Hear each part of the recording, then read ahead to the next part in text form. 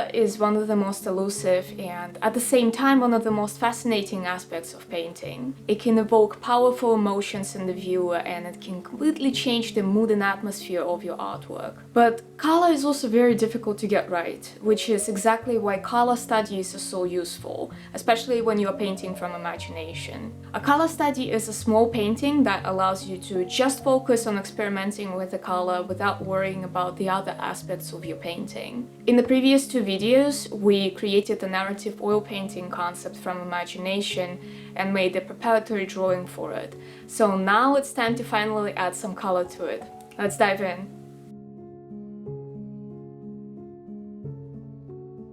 I started by making a fast-drying formula for my titanium white paint made up of fast-dry, medium and chalk. I use it to change the consistency of my white paint and to make it dry faster. By the way, I'll be using water-mixable oils for this color study as well as for the final painting. Water-mixable oils behave pretty much the same as traditional oils do, so you can use the same process for a traditional oil painting if you want to.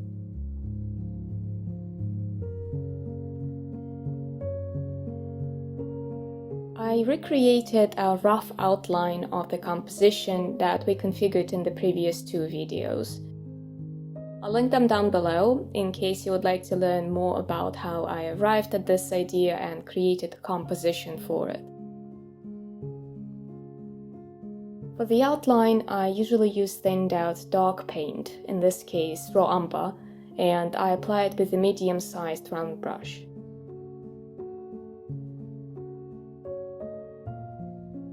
Then it was time to finally start applying the color. At this point, I already knew that the painting was going to be mostly low-key, meaning that the dark forest will dominate the composition. The main light source is going to be the glowing skull that Vasilisa is holding, and the subtle moonlight will seep throughout the painting, tying everything together and creating a nice contrast to the warmness of the fire in those eye sockets.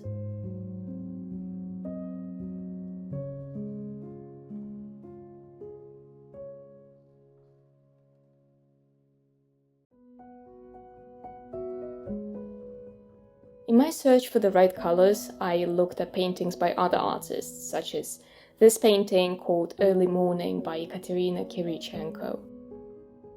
I made a small study of it before I began working on this painting, and I wanted to include some of the dark reds, purples and greens in the dark parts of the forest.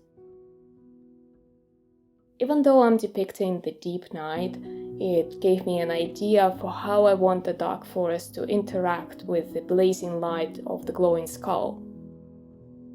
To achieve these color notes, I'm using a combination of Van Dyke Brown, Indanthrene Blue, Alizarin Crimson and Terra Rosa.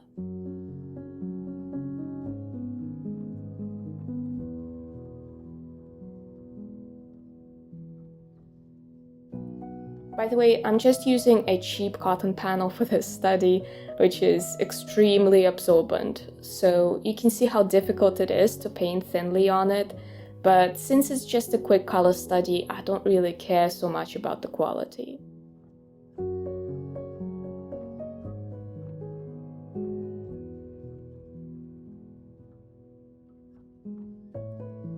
Let's talk a little about why making a color study can be so beneficial.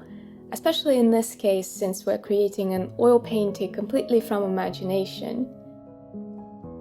A color study is basically like a mini rehearsal for your final painting, which allows you to test out different color combinations and figure out your color scheme, so you can just expand on it later on in the final painting. Since I'm working from imagination, I don't have a reference that I can rely on to provide me with the ground that my painting can stand on. That's why all this preparatory work is so useful. It will provide that ground on which you can build once I jump into the painting process.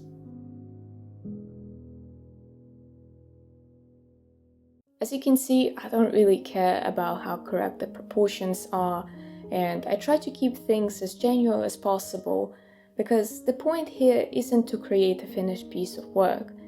The only thing we care about when doing a color study is the color scheme and how well the colors in your painting are working together. The great thing is that the composition and the values are already there. We figured it all out in the previous steps, so I don't need to worry about any of it now. I can just focus on experimenting with the colors and their interplay.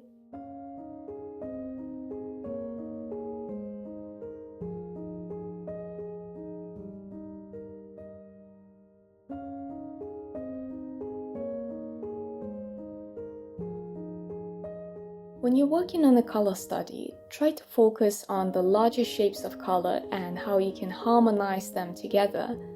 Also, think about where you want to use your brightest color accents to create a focal point.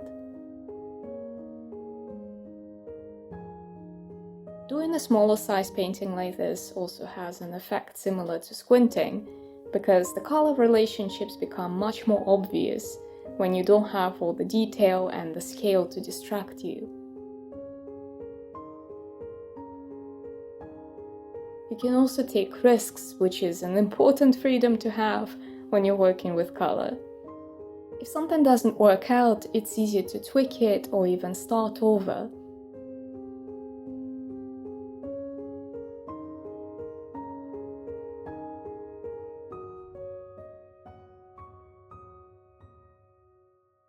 Now, I already had an idea of where I wanted to take this color study, but if you're in a more explorative mood, you can try doing several smaller studies.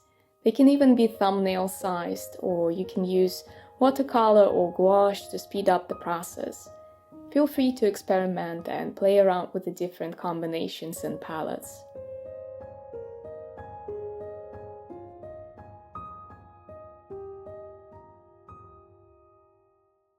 Thank you for joining me for the process of creating this color study. I think it's looking pretty good so far, so now we are ready to move forward with the final painting. I'm sure all of you are excited to jump right into it, but we have one final stretch of prep work ahead of us. In the next video, I'll show you how to prepare your painting surface and how to transfer your drawing onto it. Let me know what you think about the series so far and if you found it helpful.